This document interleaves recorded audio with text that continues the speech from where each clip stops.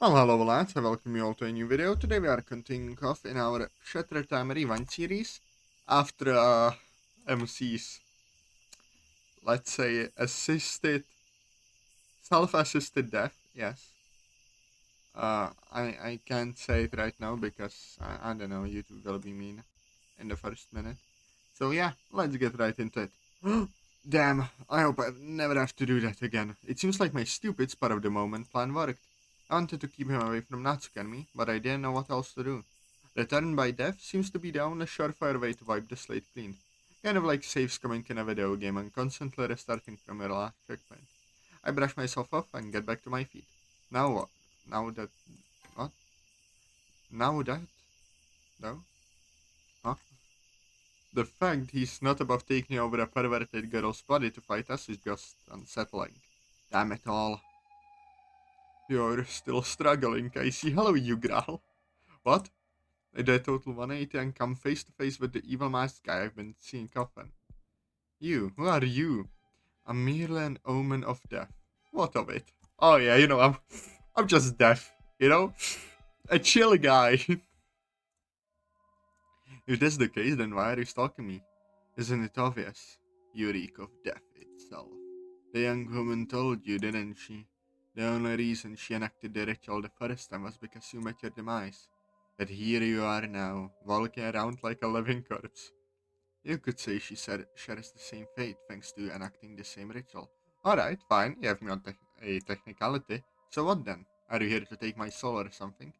I lack that authority. I can only act as a humble guide to lead those who are in need of accepting death.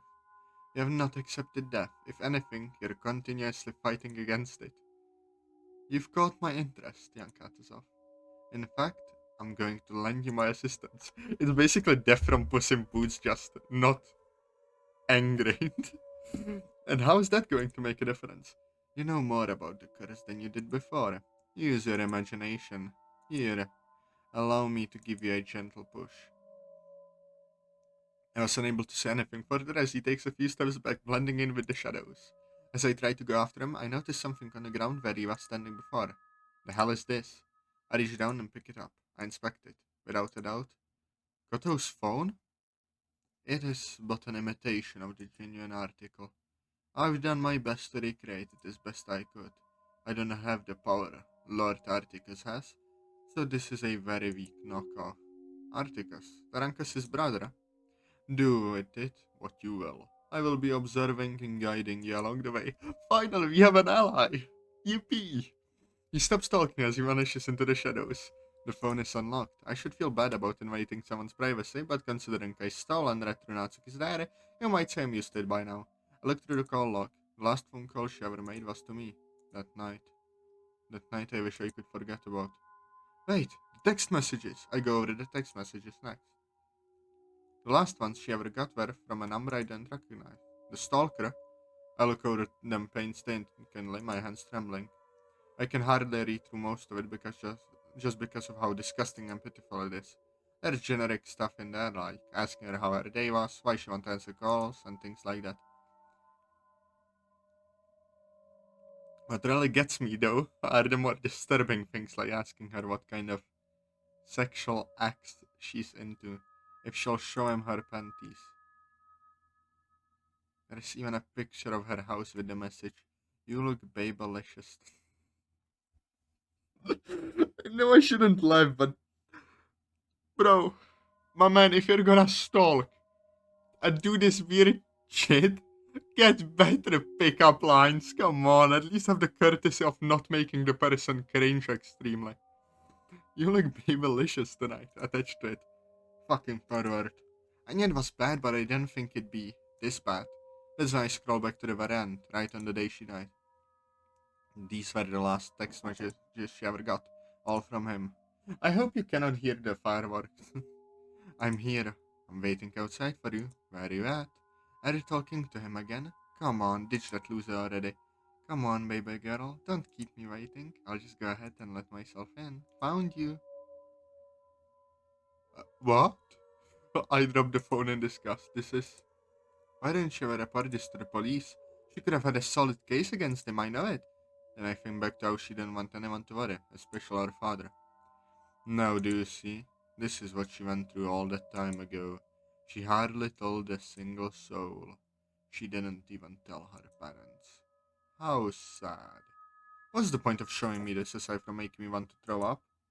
To make the exchange, one life must be extinguished for the other to go on. Don't you think a soul such as this is too tainted and twisted to be among the living? Is that who Natsuki killed? I completely forgot that she had to exchange someone's soul to get Atazoth back. So that means Natsuki must have killed this guy. If I'm being honest, pieces of shit like him deserve a special place in hell. Good. I like the way you think. So what if such a life were to be extinguished? It would be one less twisted individual out on the streets. Things would be much safer for young women everywhere, wouldn't you say? You would be a hero. You would be avenging Kotonoha. Oh, wait, so he's not that. Who did Natsuki kill? Maybe I forgot. It's very much possible. But I need to know. I can't. I know what you're saying, but I can't kill someone. Come now. Are you saying you're completely fine with someone like this roaming the streets and potentially stalking many other young women, just like you did with your friend? No, this is just fucked up and wrong. Then what's the problem? You said so yourself. There really should be a special place in hell for someone like this. Why don't you take matters into your own hands? There is no one else who can bring justice to Kotonoha now. You're the only one left. Go ahead. This is the perfect opportunity for you. Don't waste it on such trivial fears. Take it. My mind says no, but my body says yes. I would say what my opinion on this is, but I don't want to drag personal politics into this, about how I would feel about this. Because, on the one hand, I really would like to say a piece of my mind to this. On the other, this is a, let's say, controversial topic, and I'm not sure if I want to discuss this at the moment. I I think this stuff like this should maybe be left like, I don't know, for other place than my DDLC videos. Like, yeah, my mind says no, but my body says yes. As much as I try to resist, I reach back down for the phone and look at the screen once more. I can't, but I have to. As I hold on to the phone, I feel as if a light switch goes off in my head. Yeah, this son of a bitch deserves what's coming to him. I've got to be the one to do it. But how though? I'm reminded of something Koto told me once about a movie she saw. A young woman had this guy she was interested in, but wound up being caught in this awful love triangle that ended with the girl's love rival killing the guy. Then took his phone and used it to lure her out of hiding. I don't know who this guy is, but maybe that might be the safer way to flush him out. It's been a while after all. This might be just enough to give him a good spook. I hate doing this, but I tried to do my best impression of Kotonoha in this text. Hello there. It's been a while, hasn't it? I shouldn't be doing this, and yet this feels so fun. It isn't long before I get a response. Who the fuck is this? How'd you get my number? You already know who this is. I'd like to see you tonight. Just for old time's sake.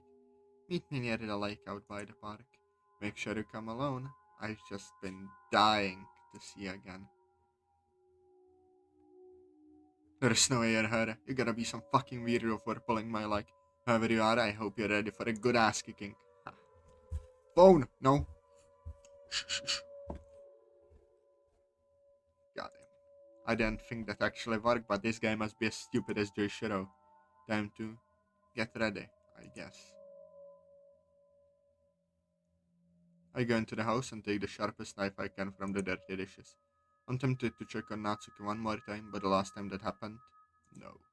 I can't risk Tarankas showing up again. There is no telling what he would do, especially if she starts talking about leaving our old lives behind. Besides, I'm doing this for her. All of this is for her sake. I can't afford to screw this up again. Now I just have to head back home for the last bit of supplies I'm going to need. Ooh boy. I have no idea how long I've been waiting in the bushes. Considering how many times I had to relive through third and fourth though, it doesn't matter to me all that much. Not only that, but now I can finally see with my own eyes the piece of garbage that was stalking Katana and put an end to this sad little story. Not only will I avenge Koto, but Natsuki will be safe. Maybe after that I'll take her up on that offer. I'm startled when I hear the crunching of grass not too far away. Someone's walking up to the lone bench. I slowly peek out from the bushes and get into position. There he is. There is the piece of shit that was stalking Koto. The one that drove her to kill herself. I have the knife in my back pocket and I slowly approach him. As I'm getting closer, I'm noticed that he's wearing the same school uniform. Seriously? This guy goes to our school? That just makes me even more pissed off, just imagining what else he could have put Koto through. Closer, closer, I reach for the knife in my pocket. I'm going to slash her throat open and look into her eyes. You die, you son of a bitch! Snap. Fuck, I didn't notice that branch. Did you hear me? I put the knife away as he turns around to face me. There I am, staring right at Joishiro!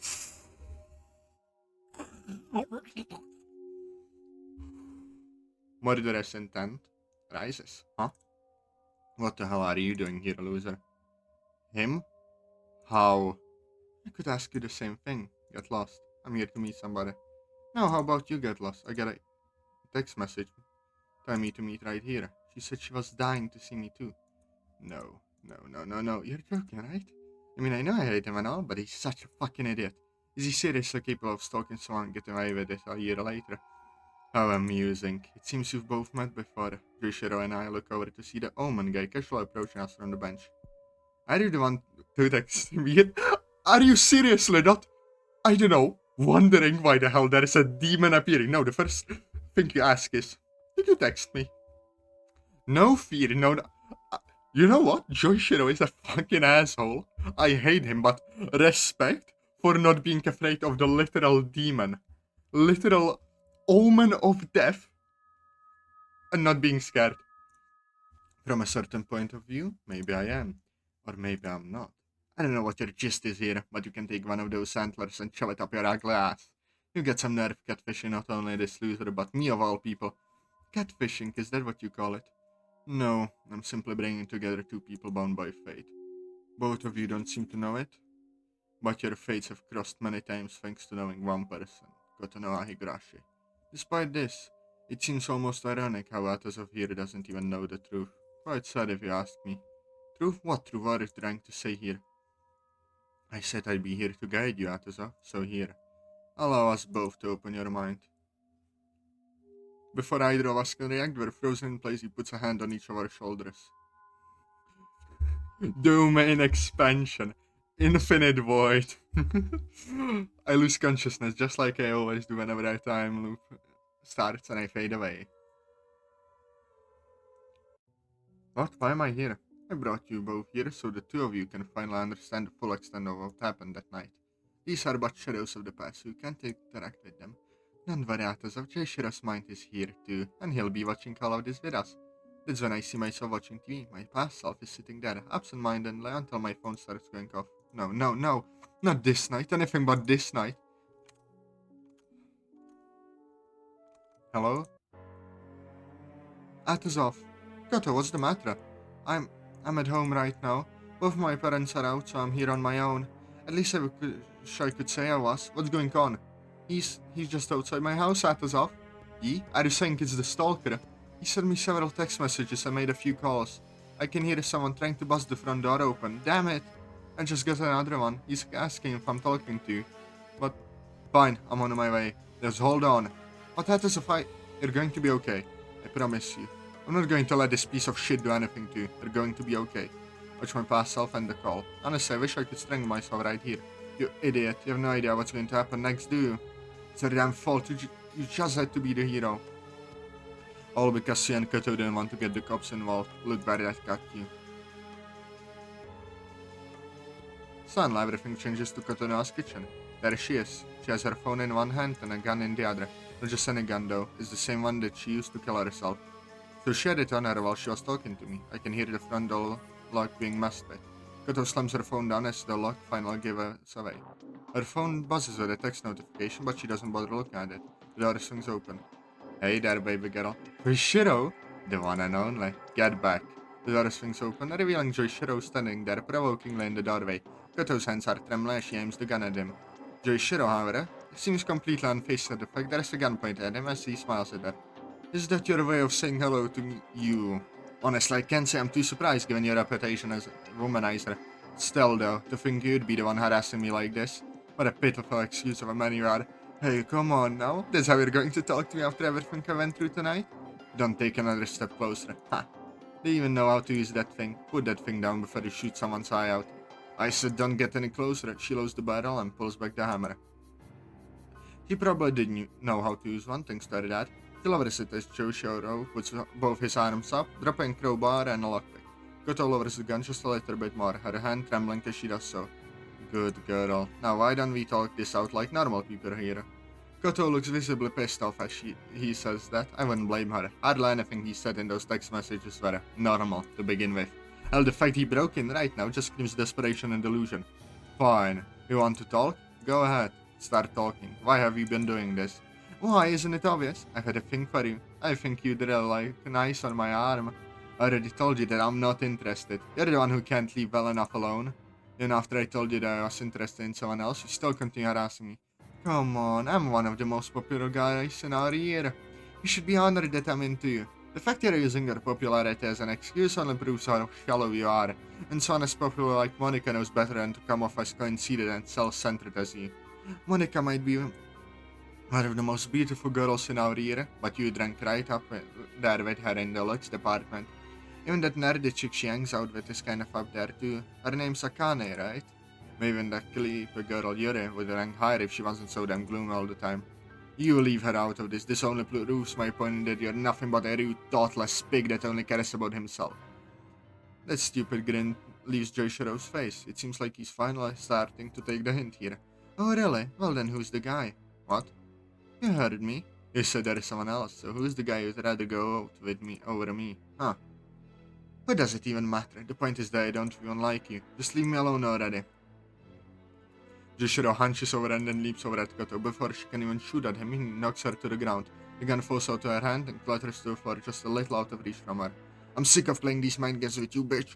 Fess up already. Who do I need to fuck up in the streets to make you go out with me? Is it that skinny loser you're always playing around with, huh? Koto is struggling to break free. Crank out as his grip tightens around her wrists. Joshiro lowers her face to his, but she turns away, tears streaming down her cheeks. This is just evil. How could he do this to her? No, please, stop, get off me, you don't have to do this. Answer me. It's Atazoth. I'm in love with Atazoth. Joshiro roars in outrage as he lets go. She tries to get up, he delivers a slap to her face. That fucking bastard. Him? Seriously? I was just joking before, but you're telling me him of all people. You could do so much better than him. Maybe he's not as athletic or popular as you are, but at the very least, he knows how to treat me right. Unlike you, he's not some insufferable pervert that only thinks about himself. My heart and mind actually matter to him. He listens to me, something you're always bad at. You know, good little whore. With Koto still on the ground, he rushes the door again. Koto grabs the gun and aims it at him. Just as she is about to shoot, Joshiro pushes the gun away and aims it right at her face. It's too late before Koto realizes her mistake as she pulls the trigger. Joshiro got up after the gun went off and Koto's body slumped back. Shit. I have to get out of here.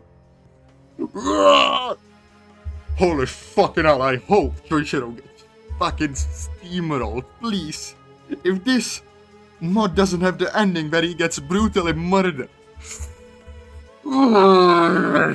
He snatches up the lockpick and crowbar, but then he has a moment of hesitation. He rushes back and snatches Koto's phone, proceeding to the entrance and slamming the door behind him. Seems that someone was smart enough not to leave any evidence there. That explains why I never saw any of that stuff, and how Koto's phone went missing in the first place. It's long after the IRA, with just 2 minutes of delay, I missed that son of a bitch. I still remember this night in my head as if it happened yesterday, and now I have to go through it all over again. I'd been running as fast as I could to her house, hoping I could at the very least scare out the stalker. I got there, but there wasn't anyone outside. Koto practically begged me not to call the cops before. Like a goddamn idiot, I didn't call them, all because I wanted to respect their wishes. I stepped inside the house, and that's when... Koto? Koto! My legs felt so weak the moment I saw her. My stomach tied itself in knots. I thought I was going to throw up seeing her. Are you... okay? What do you think, Sherlock? Does she look okay too? Koto, sorry, Koto. You fucking idiot. He'll internally at my past self as I try and wait to strangle him. Why didn't you call the police when you had the chance? They probably would have gotten here faster anyway. Even then, what the fuck were you going to do if you did get there in time? How are you going to handle that piece of shit Joishiro? My past self takes her hand in mine, the hand not holding gun. I'm sorry, I couldn't protect you. I couldn't keep my promise. Apparently a neighbor called the police after he heard a gunshot. Koto's parents arrived after a while. Koto's mother, Tsubasa, erupted into tears. She rushed over and immediately pulled me close to her, letting me cry on her shoulder. Hironobu, her father, stood there silently before burying his eyes in his arm as he propped himself up against the wall, trying to hide his tears. The police got there after a while. All three of us were questioned. Koto's parents were apparently at a city hall meeting that night, and as chief of police, Hironobu had to go. They immediately started their drive home after it ended, only to see the door open. I told them everything I could. An investigation was opened, and it was noted by our father our phone was nowhere in the house. Police interviewed the faculty and staff at our school as well as some of the students. I'm not sure if they ever spoke with Joishiro, but I wouldn't be surprised if they'd lie the night ever having to do anything with her. All the while, the atmosphere became very heavy with fear and chaos. Mio took the news very hard, seeing as this was her best friend of God knows how many years. Maybe it's because of the bond they shared that I felt compelled to keep in touch with her as best as I could. Or maybe because Koto's death shook me so badly that I just needed someone to talk to. I'm sure the police found the important clue in an unexpected place. Just off the highway, they found Kotono's phone, or rather what was left of it. Apparently the screen and case were completely destroyed while the base components were smashed to pieces. In other words, it was damaged beyond repair with no way to look over those text messages or calls. Not only was it stolen, but it was completely lost. I was wondering what happened to it, but now it seems I got my answer. It seems Joishiro isn't as much of an idiot as I took him for. Congrats, you managed to cover your tracks pretty well. Since they couldn't really inspect the text messages or look into anything else incriminating on her phone, Kotono's death was ruled as a suicide with the stalker clearly breaking and entering. It was determined that Koto took her own life out of fear of the stalker getting close to her. When he finally did, Koto was dead and he just stole her phone. That was the story we all believed. From that day on, the usually cheerful Tsubasa Higurashi became more reserved and less outgoing. Hironobu would continue to blame himself for not knowing and never acting in time. Seeing how much pain they were in, it's understandable this great loss would take a huge toll on them. As for me, it seems like I'm still caught up in the past. I'm back. I look over to see Joishiro still standing where he was. I look over to see the omen looming over us. So now you know about this shared history you have. Joishiro and the stalker you hoped would suffer are one and the same. At long last, you finally know the truth, Atazoth. What do you know next is completely up to you. Are you going to make him suffer like you said you would? Or are you just going to turn a blind eye and let him get away with murder? Murder? I didn't kill her. She was trying to kill me back there. If anything, her clumsy ass got herself killed. Shut up. What? I said shut up. I reached over for the knife. My blood was boiling at the very sight of that piece of garbage. I could see the terror in his face. It made me happy. I brandished the knife, the blade glinting in the moonlight. What are you gonna do with that? I can feel the rush of adrenaline coursing through my veins. Combined with the burning hatred in my heart, I feel like I could take on the world. If this will be that he doesn't do it because it's wrong or whatever, I will scream. I don't care about right or wrong. He needs to suffer. Please. My grip tightens on the knife. Jushiro takes a step back. No, there is no escape. There's no time to lunch and I'm sorry to what he did to Konoha. I don't care how much stronger he is than me. I'm going to make this son of a bitch pay for what he did, even if it kills me. He resists, keeping him at bay as he holds his arms out. He's not liking anything up. I take a moment to go for his throat and crush his windpipe while he's distracted by the knife. His pride probably wouldn't let him, but I want to make sure there's no screaming for help. No one's going to come and help you. His arms were weakened. A little as he starts choking. I push back again, but it still doesn't seem like it's enough. I bash my skull against his to try and make him slip up. He lets out a cry of pain as he manages to throw me off him, coughing loudly as he tries to take deep breaths. The fuck is up with you? I didn't do a goddamn thing too. Did you already forget what you did to Kotonoha? You're still going on about that. Fuck man, just let it go already. No, maybe you didn't pull the trigger, but you're guilty of stalking and harassing her. Jail, Jesus Christ. Jail is too much of a luxury for people like you. The police aren't here to make you pay for what you did, but I am. I didn't do anything. Lied, I saw your memories, you dumb fuck. Don't bother trying to view her way out of this. You stalked her and made her live in constant fear. Oh no, but you didn't do anything, right? You didn't do a goddamn thing to her, right? All you did was text her, harassing text messages and stalked her. There's nothing wrong with that, right? I swear you're so damn stupid. How shameless can one person be? Either your head is so far up your ass or you're even stupider than I thought you were. Fine, so what if I did? No skin off my nose. I moved on from that, so maybe you should get a grip and move on too. I get back to my feet and Joshiro tenses up, finally realizing that I mean business.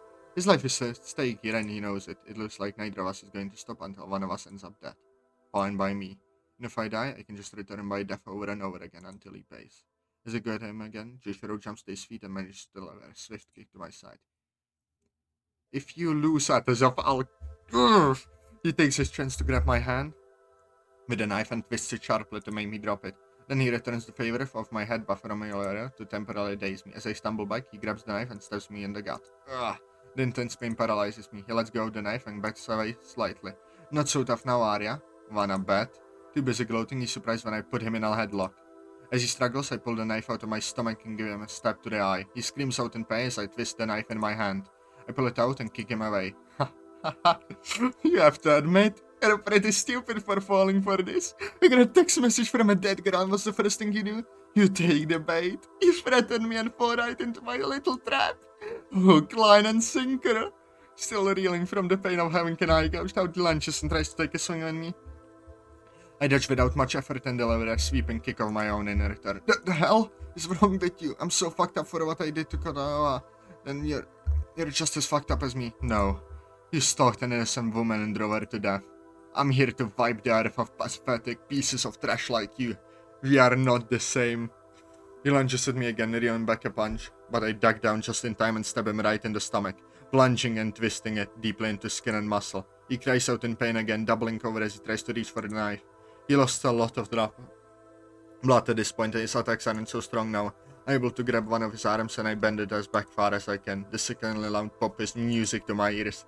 He falls over, writhing like a pathetic little worm as his arms fall limp to his side. So this is the school soccer star. Now look at you. Not so tough now, are you? No more, please. Stop. Wow. I thought you were made of tougher stuff, Joshiro. Look at you, just squirming around on the floor like a sad little worm. I reach back down and pull the knife out from his stomach, causing him to cry out in pain again. Come on, Joshiro, get up. We're not done here. As he flops over and attempts to get up, I put my foot down on his ribcage and step down as hard as I can. I revel in the sound of his ribs cracking. It's just so satisfying, this sensation, this feeling, this power. I don't know what's come over me, but I love this feeling. He winces and cries out some more, although clearly he's having a lot of trouble breathing now. He tries in a way to pull himself away from my hold. I press down harder on his ribs. Oh, look at the little worm. You wanna cry? I grab him at the collar of his shirt and drag him over to the lake. But why? You've only done this to yourself. You lit the fire. Now watch it burn. No, No more playing innocent. No more getting away with sexual harassment bullying. Honestly, even death is too good for you. So I'm just going to take my sweet time here. I throw him down right at the edge of the lake. At this point, he's too weak to move, let alone defend himself. I kneel down and grab the back of his head. It is time. I'll save just in case. Atazoth. Do it. I waste no time as I shove his face into the lake, firmly gripping his head to make sure he doesn't try to come up for air. He thrashes around weakly for a while until his movement starts slowing down. Eventually, his body goes limp. It's done. I let go of him, get up and look over my work. See you in hell, Joshiro. That was a truly amazing display. You're everything I hoped you'd be, Atazoth. Just as I get to my feet, the earth trembles beneath my feet, violently shaking, nearly knocking me over. I fall over and grab onto a nearby tree to keep my balance. Then after a few seconds, everything stops. The hell was that? Well, we'll learn in the next episode what Juugral is planning. I hope you enjoyed our revenge. Press like, comment, subscribe. And I'll see you all later, lads. Bye-bye.